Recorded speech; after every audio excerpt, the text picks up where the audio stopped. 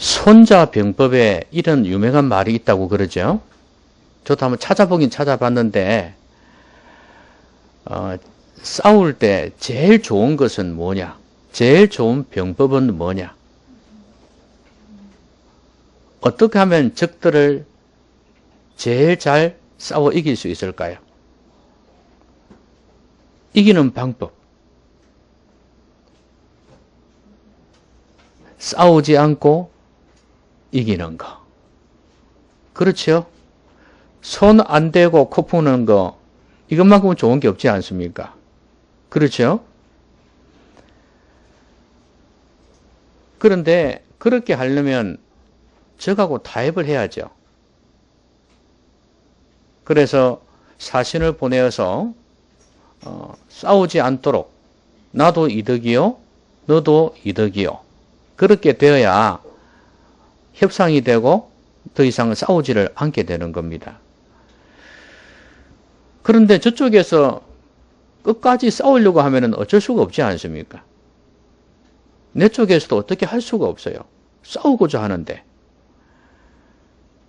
그래서 싸우지 않고 이기는 법은 우리 성도에게는 없습니다.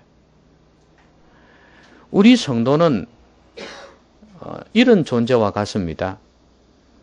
깡패 소굴에서 도망 나온, 거기에서 구출을 받은 깡패하고 똑같습니다. 여러분은 깡패입니다. 깡패 소굴에서 두목 밑에서 열심히 일했던 사람들입니다. 그런 사람들이 아주 힘있고 권력있고 착한 사람에 의해서 빠져나온 것입니다. 이제 새로운 인생을 살려고 애를 쓰고 있습니다. 그런데 그 조직원들이 두목이 가만두지를 않습니다. 끝까지 따라와서 괴롭힙니다. 너는 우리를 배신했다. 너는 죽어야 해. 그러면서 끝없이 협박하고 공격합니다. 어떨 때는 아이를 잡아가기도 하고, 어떨 때는 나를 골목에서 때리기도 하고, 이렇게 이런저런 방법으로 공격을 합니다. 어떻게 해야 될까요? 어떻게 하면 이 둘 사이에 평화가 있을 수 있을까요? 그들의 말을 들어주는 수밖에 없습니다.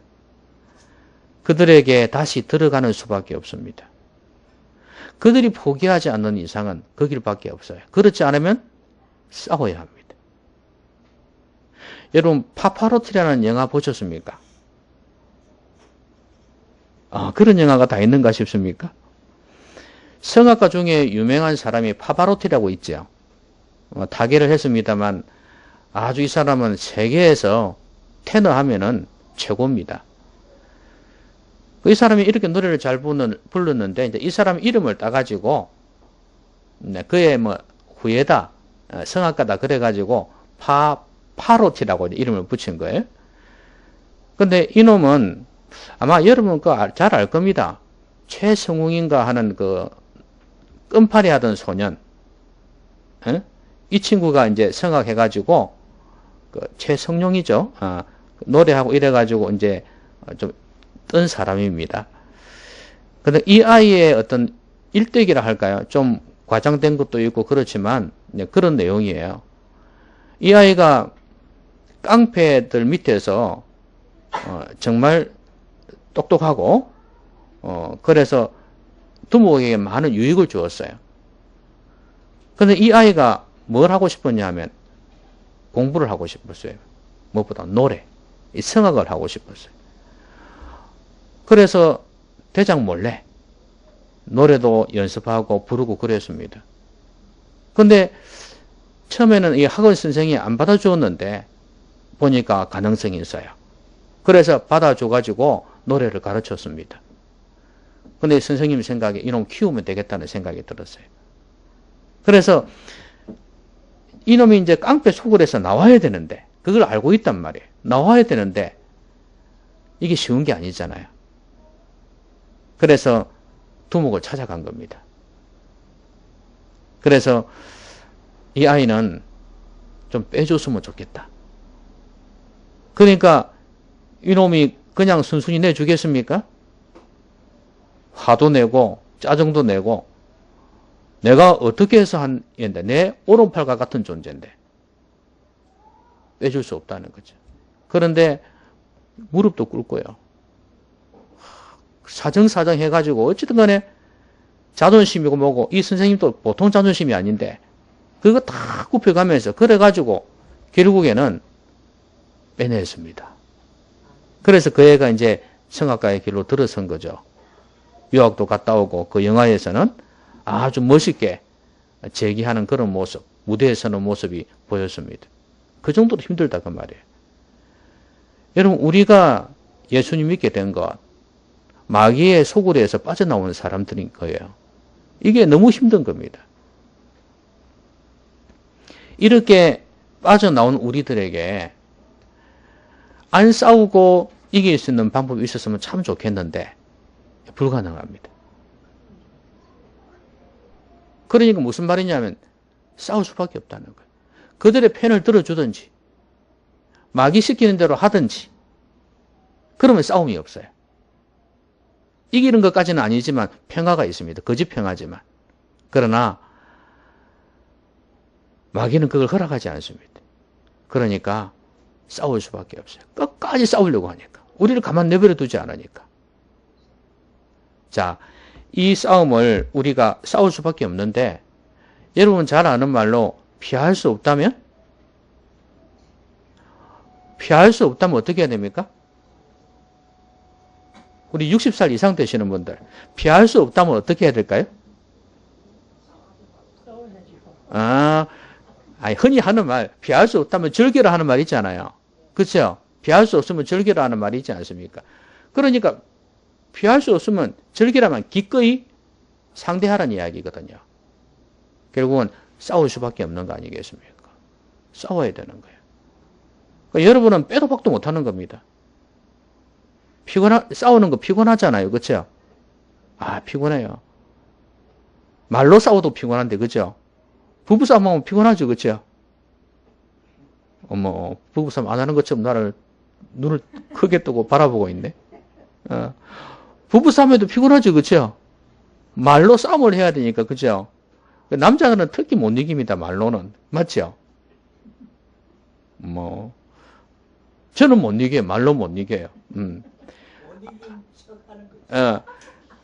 아니, 그런데 남자들이 말주변이 잘 없어요. 여자들하고는 달라요. 못 이겨요. 말로는.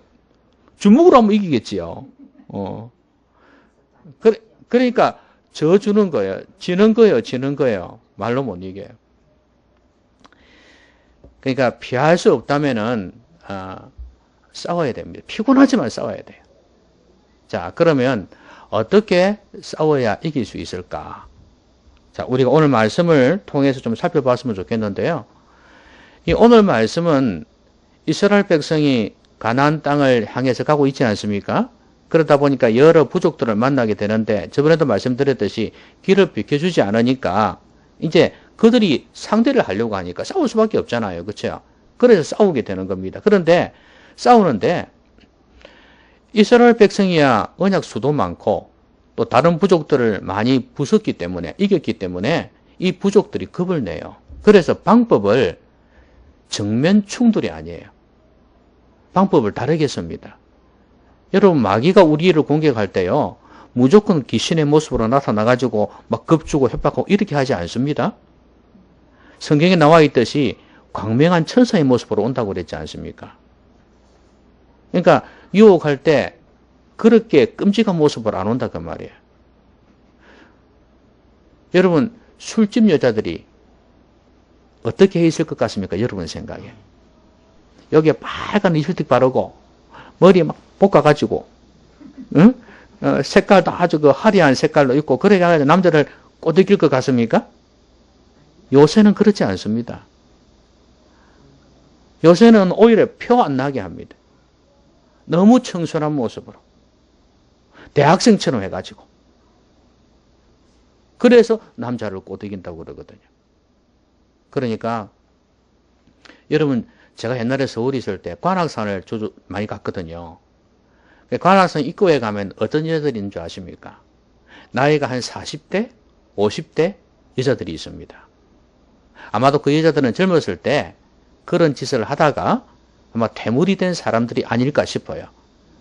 지나가는 남자들을 꼬드깁니다. 그런데 뭐 호객행위 하듯이 그렇게 안 해요. 의자에 앉아 있다가 자연스럽게 이야기하면서 살살 겁니다.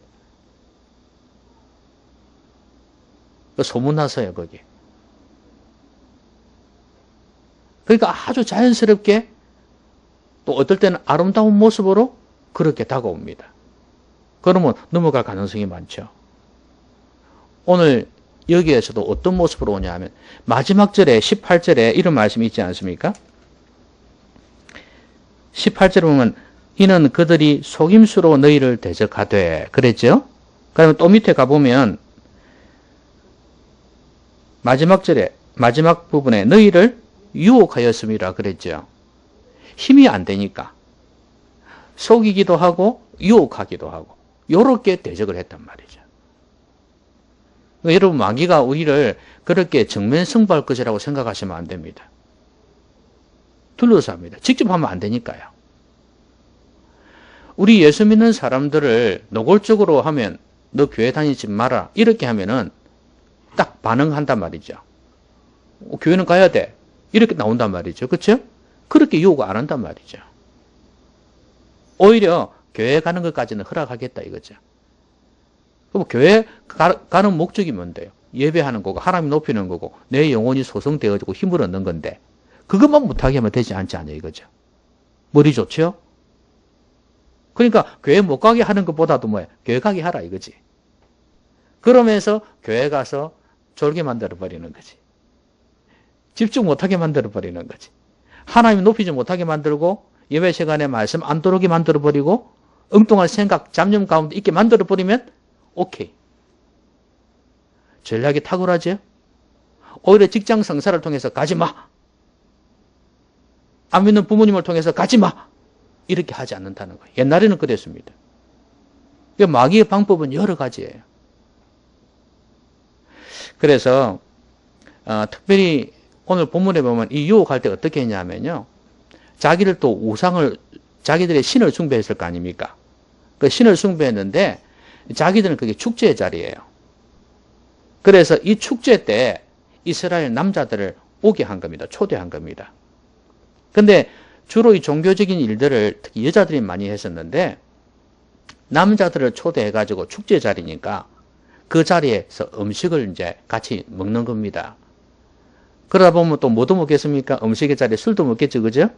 그러면서 서로 이야기도 하고 노래도 부르고 흥겹게 이렇게 되다가 그 다음 2차 가자, 3차 가자 되겠죠? 그렇게 되는 겁니다. 2차, 3차 가다가 일들이 일어난 것입니다. 우리로 치면은. 그들의 그 단계가 깊어져 가는 거예요. 그렇게 해서 남자들이 결국 뭐까지 했냐면 여자들과 음행을 한 것뿐만 아니라 그들의 섬기는 우상까지 숭배하게 된 거예요. 이걸 하나님께서 너무 진노하셨던 거예요. 여러분 유혹이 이렇게 오는 거예요. 그러니까 이 죄라는 것이 이렇게 지어지는 거예요. 갈 수 없는 자리, 가지 말아야 될 자리는 안 가는 게 좋습니다. 이게 제일 중요해요. 분별력이 있어야 돼요. 분별력이. 내가 이게 가야 될 것인가 말아야 될 것인가 이거 선택을 잘해야 돼요. 그렇게 하겠죠. 너는 예수 믿으니까 뭐 술도 안 마셔도 되고 사이다 먹으면 되고 뭐 춤춰도 뭐 다른 사람 뭐 스트립쇼를 추든 뭘 추든 간에 너는 가만 앉아서 구경하면 안 되냐. 안주만 먹고 있으면 안 되냐. 이렇게 한다 할지라도 그게 그렇게만 되나요? 안 된단 말이에요. 저는 어떤 모임에서 그랬어요. 당신은 예수 믿는 사람이니까 그냥 사이다 먹으라 그래 놓고 있죠. 나중에 말할까.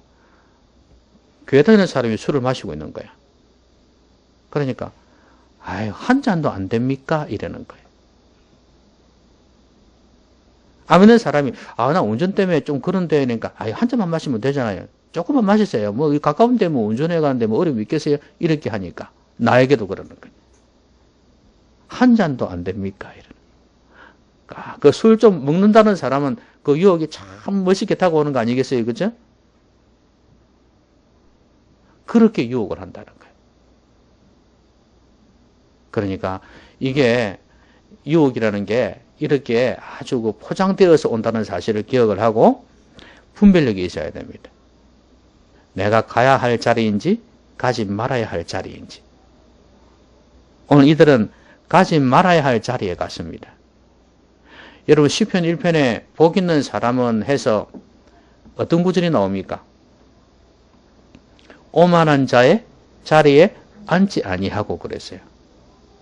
이게 참 중요한 겁니다. 앉지 말아야 될 자리에 앉지 말아야 돼요. 거기에 가니까 결국에는 유혹에 넘어가고 죄를 짓게 되는 것입니다. 오늘 본문에서는 그랬었어요.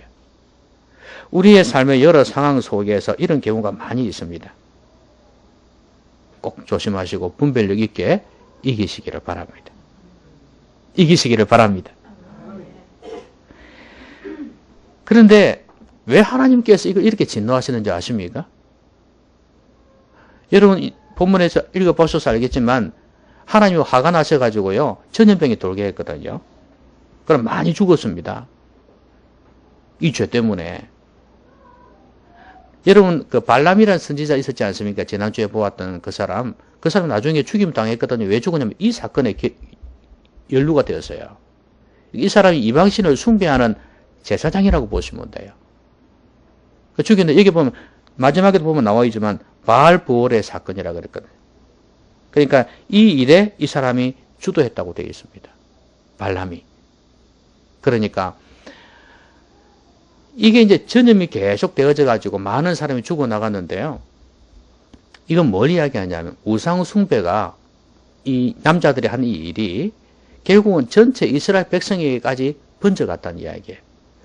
전염병하고 같은 특성이 있다는 겁니다. 그래서 하나님이 진노하셨고 전염병을 통해서 막 죽이신 것입니다. 여러분 죄라는 것은 어떤 특징이냐면 전염되는 특징이 있어요. 그래서 예수님께서 이 말씀 하셨죠. 바리새인의 뭘 조심해라? 뭐요? 누룩. 그죠? 바리새인의 누룩을 조심하라 그랬어요. 왜요? 누룩이 어떤데요? 요새도 누룩이 나옵니까? 요새 누룩 본 지 오래돼가지고. 누룩은 뭐냐면 계속 확장해 나가는 거죠. 그렇죠? 예, 전부 다 내 것으로 만들어버리는 겁니다. 전부 다. 그러니까 바리새인들의 누룩을 조심하라는 것은 그게 그 정도로 전염성이 있다는 거죠. 외식하고 형식적이고 이런 것들이 자꾸 번져가는 거예요. 다른 사람들한테. 여러분 더우니까 좀 시원한 이야기를 하나 할까요? 여러분 부산행이라는 영화 보셨습니까? 부산행. 아니 그것뿐만 아니죠. 옛날에 뭐 그 외국 영화도 많이 있었잖아요. 좀비 압니까? 좀비. 사람은 사람인데요. 이게 괴물이 되어 있어요. 괴물이. 그래서 사람을 막 잡아먹어. 사람을 잡아먹는다기보다도 사람 물어 뜯는 거죠.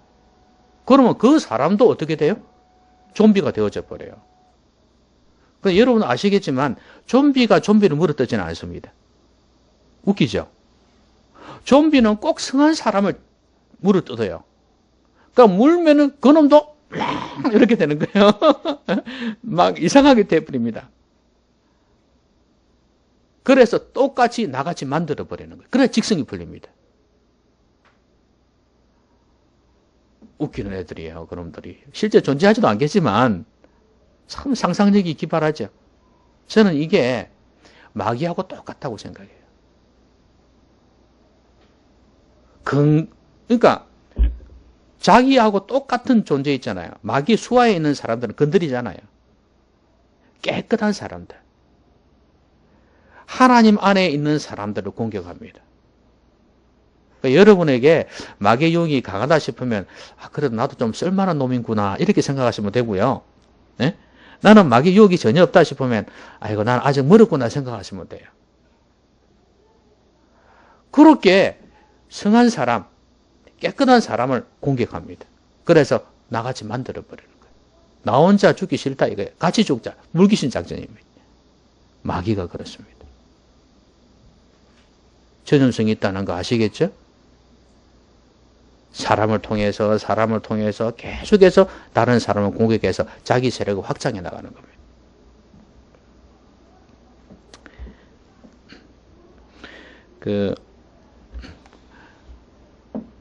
덩케르크라는 영화가 지금 상영이 되고 있는가 봐요. 덩케르크. 근데 줄거리 내용이 그렇습니다, 보니까. 영국군하고 프랑스군이 독일군하고 싸웠는데, 2차 대전 때 말이에요. 그런데, 독일하고 싸웠는데 독일군이 밀려가지고, 덩케르크라는 그 지역의 해변가로 몰리게 된 거예요. 바닷가로. 그러니까, 도망가야 되는 도망가지 못하죠. 이제 마지막에 우리 낙동강 전선하고 똑같아요. 6.25 때. 그렇게 밀린 거하고 똑같은데, 거기에서 이제 극적으로 살아남은 거죠. 모든 힘으로 볼 때나 이길 수가 없는데, 거기에서 살아남게 되는 겁니다. 탈출하게 되는 거죠.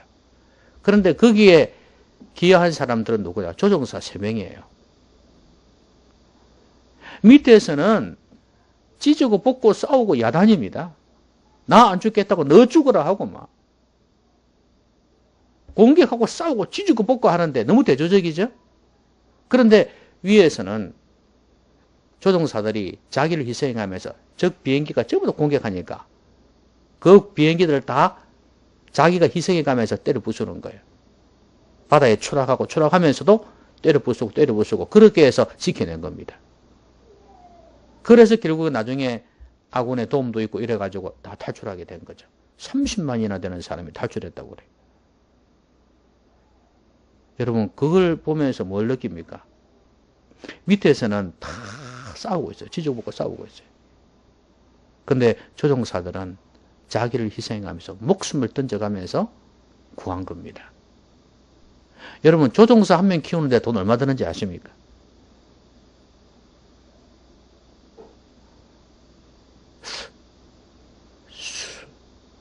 비행기 다 합쳐가지고 비행기하고 비행기 연습시켜야 되니까 그렇지 않습니까? 그 봉급 주고 이래야 되니까 제가 알기로는 몇 천억이라 하던가 몇 억이라 하던가 아주 많이 든다고 들었거든요. 이야기를. 정확한 숫자는 모르겠습니다. 우리가 생각하는 이상으로 엄청난 억 단위 이상입니다. 많은 돈이 든다고 들었어요. 왜냐하면 이 조종사를 파이럿들 키워내야 되니까. 근데 그렇게 키워낸 사람들은 그만한 일을 한다고 말이에요. 그러니까 이게 뭘 이야기하냐 면 보세요. 적하고 싸우는데 밑에서 서로 자기 살겠다고 서로 공격하고 이루고 앉아있는 판에 자기를 희생하면서 나라를 구하는 사람이 이런 사람들이에요. 그 정도로 나라에서 투자를 한 사람들이에요. 대가를 지불한 사람들이에요. 이런 사람들이 그렇게 희생하고 나라를 구했단 말이죠. 저는 지금도 그렇게 생각합니다. 사람을 키운다는 거 이것도 마찬가지라 생각합니다. 나라에서 돈을 투자해서 사람을 키워놓으면 그 사람은 나라를 위해서 일할 책임이 있을 뿐만 아니라 분명히 그런 의무감을 가질 거라고 생각합니다. 저는 성도가 영적인 싸움에서 죄와의 싸움, 마귀와의 싸움에서 이기려면 어떻게 해야 되는가? 일반 병사들처럼 그렇게 되어져서는 절대 못 이긴다는 거예요. 파이로트처럼 그렇게 대가를 많이 지불해야지 훈련되어지고 양육되어져서 이런 멋있는 승리자가 되고 헌신자가 되어진다는 거예요. 그걸 느껴요. 여러분 저절로 되는 거 없습니다. 그들이 만약에 그들을 안 키웠다면 그 나라는 그 사람은 다 죽고 말았을 겁니다.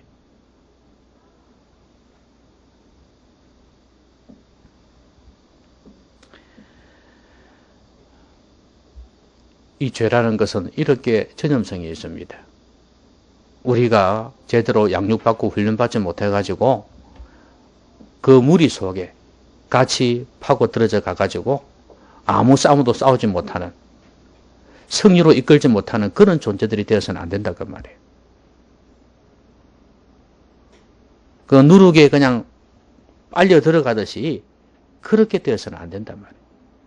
당당하게 내 자신을 지키면서 내 자신을 희생해 가면서 승리로 이끌 수 있어야 되고 내 자신뿐만 아니라 내 가정, 내 교회를 지킬 수 있는 사람이 되어야 안 되겠어요? 계속해서 마귀는 다른 사람들을 계속 포섭해 갑니다. 계속해서 빨아들이고 있어요. 그것을 막을 수 있는 사람이 누구냐? 대가를 지불한 사람. 잘 배우고 잘 훈련되어진 사람들이 일을 할 수가 있습니다. 여러분들이 이런 사람이 되시기를 바랍니다. 그 많은 에너지가 들어가야 돼. 여러분도 일해 보셔서 알잖아요. 애들 키워 보셔서 알잖아요. 공짜는 없다. 저절로 되는 거 절대로 없습니다. 하나님 은혜조차도 우리의 노력과 수고 뒤에 오는 것입니다.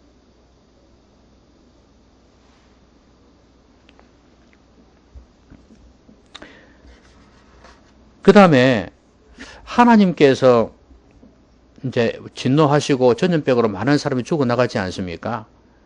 그때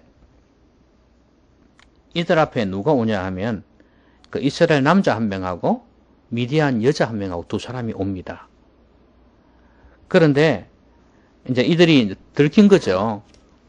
아니, 어쩌면 본보기예요, 본보기. 그래서 이때 이제 전염병으로 사람들은 죽어나가는 판이고 이 두 사람이 이렇게 왔을 때 비느하스라는 사람이 제사장 아론의 손자 엘르아살의 아들이라 그랬습니다. 그래도 가문이 대단한 사람이죠.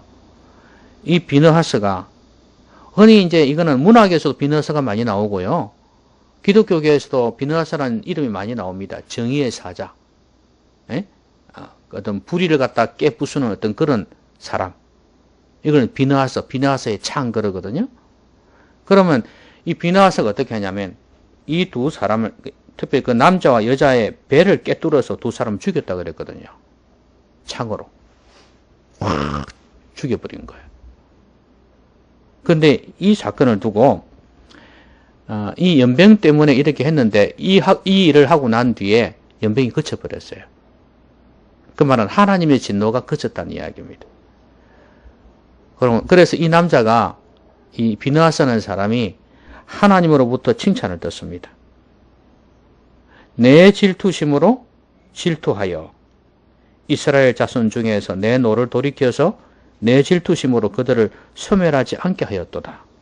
그러므로 내가 그에게 평화의 언약을 주겠다 그랬고요. 그의 후손에게도 영원한 제사장의 직분을 주겠다 그랬습니다. 잘했다는 이야기 아닙니까? 여러분 그때 아무도 그 일을 막아서서 이렇게 한 사람이 없었어요.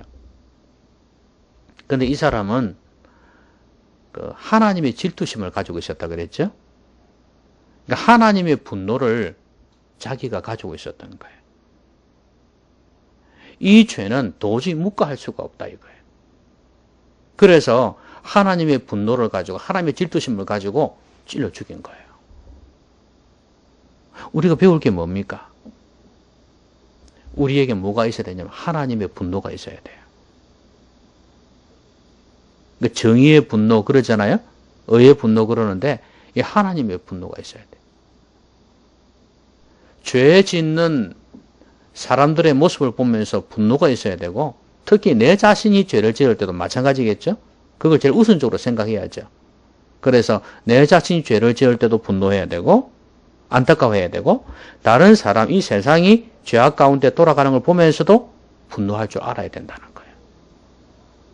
그걸 못하는 사람은 죄를 이길 수가 없어요. 어떻게 승리의 삶을 살 수 있겠어요?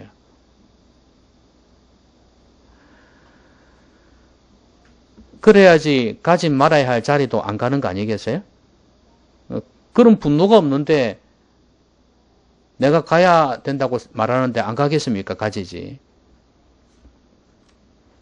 그래서 죄의 특징도 알아서 죄가 이게 전염성이 있다는 거 알고 끊어버리는 그런 모습, 또 내가 대가 지불을 해서 그 많은 사람을 전염시키는 이 죄를 막을 수 있는 그런 훈련된 자가 돼야 되지만, 이 모든 이면에 우리 안에 이런 하나님의 분노가 있어야 된다.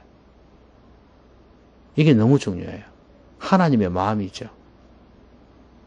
우리가 성경을 읽다 보면 하나님의 마음이 딱 전달이 되어집니다. 여러분, 선악과를 따먹지 말라 하실 때 하나님의 마음이 어땠을까요? 아주 기대에 찼겠죠. 나는 너희들이 이 에덴 동산에서 정말 행복하게 살기를 원해. 그런 사랑의 마음을 담아서 말씀하셨을 거예요. 그런데 이들이 따먹고 난 뒤에 아담아 내가 어디 있느냐 했을 때 아버지의 마음이 어땠을까요? 정말 안타까웠겠죠? 누가 너더러 옷을 벗었다고 그랬느냐? 왜 그렇게 부끄러워 숨었냐? 이 말씀하실 때 그 아버지의 마음, 아버지 하나님의 마음이 어땠을까? 소돔과 고모라 성이 멸망할 때 말이죠. 온갖 동성애, 음란, 타락 이런 것들이 막 판을 칠 때 그때 아브라함이 그랬지 않습니까? 의인 10명만 있어도 죽이겠습니까? 멸망시키겠습니까? 그럴 때 그러마 했는데도 불구하고 망했단 말이죠. 그때 아버지의 마음이 어땠을까? 10명도 괜찮겠습니까? 50명부터 출발했거든요. 10명만 의인이 있어도 멸망시키지 않겠습니까? 그랬을 때 그러마 했을 때 그 아버지 마음이 어땠을까요? 노아를 통해서 그 방주를 짓게 만드시고 그다음 홍수를 막 40일 40야를 갖다가 40주야를 엄청난 비를 쏟아붓게 해가지고 모든 사람이 다 죽게 만들어 버렸죠. 노아 식구들 빼고는. 그때 아버지의 마음이 어땠을까요? 나중에 그런 말씀하셨죠. 내가 다시는 물로 심판하지 않겠다 하셨죠. 하나님의 마음이 어떻는지를 우리가 느낄 수 있지 않습니까? 이거예요. 우리가 이 세상 살면서 하나님 아버지의 마음을 느끼고 있어야 됩니다. 그래야 죄를 이길 수가 있고 죄악 가운데 있는 사람들을 구원하려고 애를 쓰고 그렇게 한다고 말이에요. 여러분, 구약 성경에서 이런 하나님 아버지의 마음을 제일 잘 가지고 있었던 사람이 한 명이 있어요. 그 사람이 바로 다윗입니다. 여러분, 어린 아이도 아는 이야기 있잖아요. 다윗과 골리앗의 싸움. 알고 있나요? 모르시는 분도 있는 것 같아요. 다윗과 골리앗의 싸움. 여러분, 지금 팔레스타인이라는 나라 있죠? 정식 이제 이스라엘은 인정하지 않고 있지만 팔레스타인 이 나라가 있습니다. 이스라엘 바로 옆에 있죠. 가자 지구 뭐 그렇게 나오지 않습니까? 그건데 이 이름이 옛날 이름이 블레셋입니다. 팔레스타인이 블레셋인데 다윗 당시에 블레셋이라는 나라가 있었거든요. 그때 그 나라에 그때 블레셋이 강했어요. 이 지중해 쪽으로 바닷가 쪽으로 있었거든요. 원래 해변 쪽이 평야가 있고 부유하잖아요. 항구 도시가 많이 있고 그래서. 근데 이쪽 지역에 이 강한 블레셋 나라의 대장이 골리앗이었어요. 군대 장관이지 그러니까. 왕은 따로 있었겠지만 장군이에요. 뭐 다윗이 이 정도 오면은 머리가 이 정도 오는 거예요. 이 정도 더 큰 거예요. 엄청나게 키가 크죠. 몸도. 그런데 이놈이 나와가지고 뭐라 하냐면 이스라엘을 모욕하고 하나님을 모욕하는 거예요. 온갖 욕을 다 해가면서. 옛날에 황산벌인가 뭐 영화에서 막 욕하는 것처럼 온갖 욕을 다 해가면서 하나님을 모욕해가면서 그렇게 앞에 나가 맨날 아침 저녁으로 계속 나와서 그러는 거예요. 그러니까 이게 하나의 심리전인데 이스라엘 백성들은 벌벌 떨고 있는 거예요. 하나님을 욕해도 이스라엘을 욕해도 가만히 있는 거예요. 겁이 나니까. 근데 다윗이 그때 가가지고 심부름 갔죠. 갔는데 보니까 이거는 너무 아닌 거예요. 다른 건 좋은데 하나님을 욕하고 있단 말이죠. 하나님을 모욕하고 있는데도 아무도 나설 리가 없는 거예요. 이건 내가 참을 수가 없다. 참을 수. 소년입니다. 소년. 15살밖에 안 돼요. 이 소년이 내가 참을 수가 없다. 그래서 내가 나가겠다. 그러는 거예요. 형들이고 어른들은 우습게 보죠. 그들에게 이런 의분이 없었던 거예요. 그래서 이 사람이 나중에는 왕이 뭐 이거 준다 그랬지만 이제 결국 안 맞아서 다 놔두고 목동하다가 왔잖아요. 그래서 물맷돌하고 막대기 들고 이렇게 갔단 말이죠. 그냥 옷 입고 갔어요. 자기는 사자도 곰도 쳐 죽였다는 거죠. 저놈도 얼마든지 쳐 죽일 수 있다. 내가 저놈을 내버려 둘 수가 없다. 하나님을 모욕하고 이스라엘 백성을 이렇게 모욕하고 괴롭히는데 내가 가만히 있을 수 있겠냐. 그래서 나간 거 아닙니까? 이게 바로 하나님의 의분이에요. 하나님의 분노예요. 여러분 이런 분노 있습니까? 이게 있어야 돼요. 성도들이 세상에 살면서 세상 사람과 다를 바 하나도 없이 사는 그런 모습 보면서 의분을 가져야 돼요. 그래야 내가 믿음으로 살게 된다 그 말이에요. 그들이 넘어가는 그 유혹에 나는 넘어가지 않는단 말이에요. 그들이 짓는 죄를 나는 짓지 않게 된단 말이에요. 내가 그렇게 분노할 때 되는 거예요. 여러분 분노할 줄도 모르면 죽은 겁니다. 아시겠습니까? 아이가 잡혀가는데도 분노할 줄 모르고 아내가 잡혀가는데도 유혹에 넘어가는데도 분노할 줄 모른다? 남편이 유혹에 넘어가는데도 분노할 줄 모른다? 그건 더 이상의 사람이 아니에요. 인간성을 잃어버린 거예요. 분노할 줄 아셔야 됩니다. 하나님의 백성이라면 하나님의 마음을 읽을 수 있어야 돼요. 분노하셔야 됩니다. 여러분 더운 여름에 불쾌지수가 높죠? 짜증이 나죠? 그죠? 이 짜증을 어디로 돌려야 될까요? 죄에 대해서, 마귀에 대해서, 세상에 대해서 분노할 수 있어야 됩니다. 그 이전에 연약하고 넘어지기 잘하는 내 자신에 대해서 분노할 줄 알아야 돼요. 그렇게 되어지면 죄에 덜 짓게 되고 승리의 삶을 살 수 있습니다. 말씀 맺겠습니다. 분별력이 있어야 됩니다. 가야 할지 말아야 할지 자리를 조심해야 돼요. 그래서 내가 어디에 가야 될지 이걸 깨닫는 이것이 얼마나 중요한지 모릅니다. 그리고 죄라는 놈이 얼마나 전염성이 강한지 이 좀비와 똑같습니다. 끝없이 우리를 공격하고 유혹합니다. 많은 사람들을 끌어들입니다.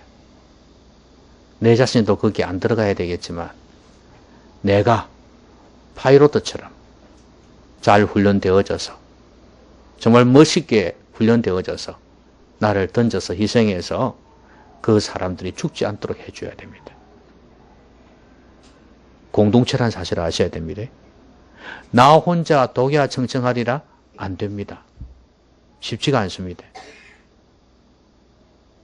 여러분 왜 부산 지역은 힘들고 서울 지역은 기독교인들이 많은 줄 아십니까? 이게 공동체예요. 불교 문화가 너무 세니까 바다의 이 문화가 너무 세니까 바다 문화, 무당, 미신, 절 이런 것들이 너무 많으니까 이렇게 되는 겁니다. 집안에도 믿음의 사람이 있으면 가정이 믿음으로 바뀌는 것은 쉽죠. 그런데 안 믿는 사람이 많으면 너무 힘들어요. 교회도 그렇습니다. 나 혼자가 중요한 게 아니에요.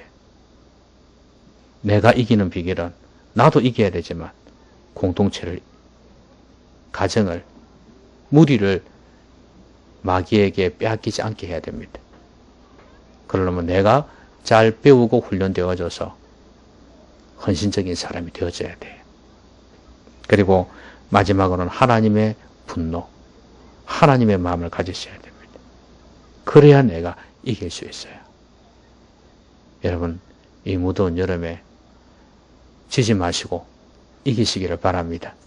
하나님의 마음, 하나님의 분노를 가지고 이 무더운 여름을 넉넉히 넘기시고 또 세상에서 승리의 삶을 살아가시기를 주의 이름으로 기원합니다.